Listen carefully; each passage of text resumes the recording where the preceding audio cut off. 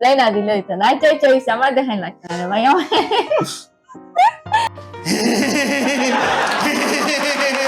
तू आ गया क्या? ভিডিও করা রাখে না ভিডিও অন করা নেই। আমার মতে হ্যাঁ অবশ্যই তাদের প্রাণবিন থেকে অ্যাপ্লাই করা উচিত। ভিসার নিশ্চয়তা নিয়ে দুশ্চিন্তায় ভুগছেন?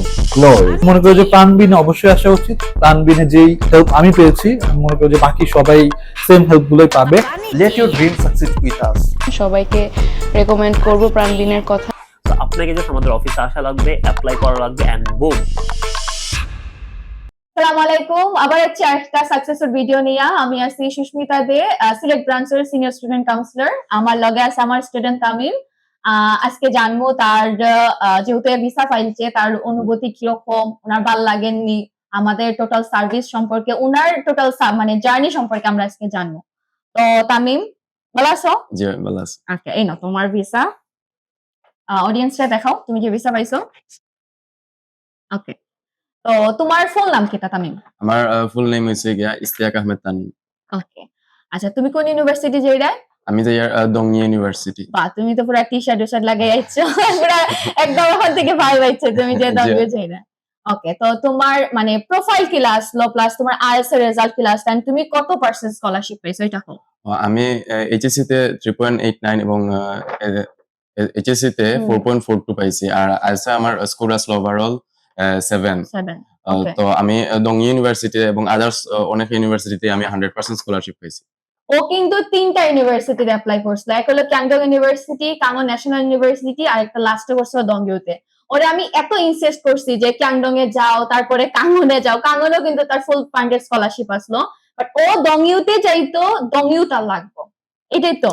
তো ওরে আমি পাবলিক ইউনিভার্সিটি পর্যন্ত ওরে আমি কনভিন্স করতে পারছি না যে ভাই এটা তোমার লাগি বেস্ট হইব, কারণ ওর কিন্তু একদম নরমাল প্রসেসে তুমি দাঁড়াইছো, রাইট? ওর কিন্তু কোনো রিজনাল কোটা আসলো না, অন্য কিছু আসলো না, আমার কোনো বিন নাম্বার কিন্তু ইস্যু হয়েছে না।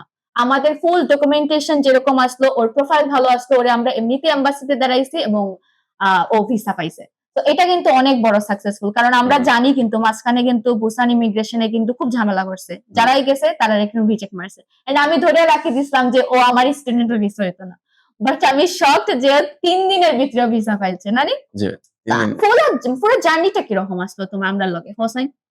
জার্নিটা জার্নিটা কি লাস্ট 6 মান্থের জার্নি। এটা প্রথমে অগাস্ট থেকে আপনার লগে আমার ডিড সাইন হইছে, এরপর থেকে আপনারা আমার হেল্প কইরা আইরা আমার পুরো প্রসেসটাতে আপনারা আমার হেল্প কইরা আইছেন। এখন আমার ভিসাটা হইছে, আমি খুবই হ্যাপি আর কি। আপনারা বুঝতে পারছি। এখন তোমার এই প্রসেসের মাঝে হেল্পের মাঝে মানে কার কার কথা তুমি কইতেছ এবার, মানে কে আসলো এ টু জেড?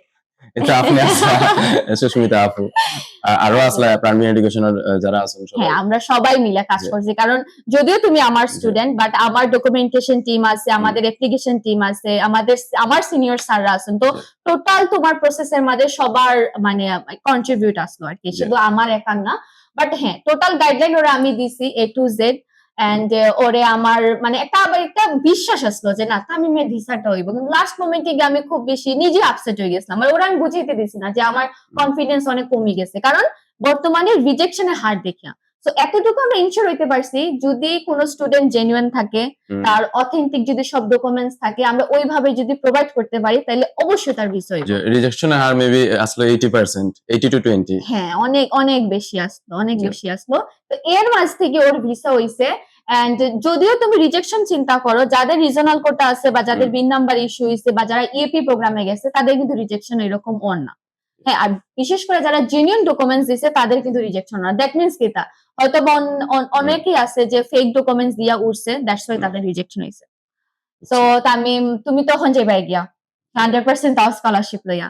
তো তোমার যে আপকামিং যারা সামনে আরো আইবো বা যারা স্টুডেন্ট যারা আছে, তো তারা লাগে কিতা হইতে চাইবা বা কিতা তুমি কইবা প্রাণবিনের কাছে চাওয়া যায় কিনা? বা যে আমি পরবর্তীতে যারা সাউথ কোরিয়াতে যাইতে আগ্রহী তারা অবশ্যই প্রাণবিন এডুকেশন আইবা, সুস্মিতা আপুর কাছে আইবা, এখানে আপনারা সব ধরনের হেল্প করবা। আর আমার মতে তাই একজন বেস্ট কনসালটেন্ট, আপনারা আইতা পারেন। থ্যাংক ইউ, এটা আমার লাগে অনেক অনেক অনেক বড় পাওয়া। তো থ্যাংক ইউ সো মাচ তোমারে। এখন আশা করবো তোমার ফ্লাইট হবে, তুমি কবে ফ্লাই হইছে কালকে 28 তারিখ। অনেক রাশ টাইমে বিদে যাবে, কুটুমুটুম বাড়ি সবার যাওয়াই গেছে না আজকে এখনো যাইমু। আচ্ছা, এখনো যাইবা। আচ্ছা ঠিক আছে। তো আমরা আর আসলে মাত বাড়াইতাম না, আমাদের স্টুডেন্ট ভিসা পাইছে, সামনে কিন্তু আরো ভিডিও আইলো, কারণ আমাদের অনেক কিন্তু স্টুডেন্টের সিলেট ব্রাঞ্চ থেকে ভিসা হয়েছে, এন্ড অলসো আমাদের ঢাকা ব্রাঞ্চ এন্ড আদার্স যেগুলো ব্রাঞ্চ আছে সেগুলা থেকে। সো আপনারা যারা আমাদের সাথে মানে অ্যাটলিস্ট কাউন্সিলিং নিতে আইন, আমি কইবো আগে কাউন্সিলিং নেই, বুঝুন, যদি ভালো লাগে দেন ওকে।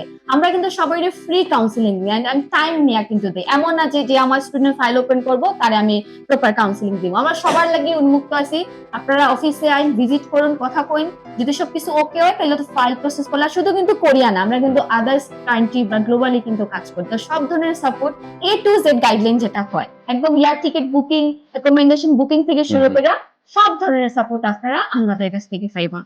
তো আজকের মাতবাড়ি কামলার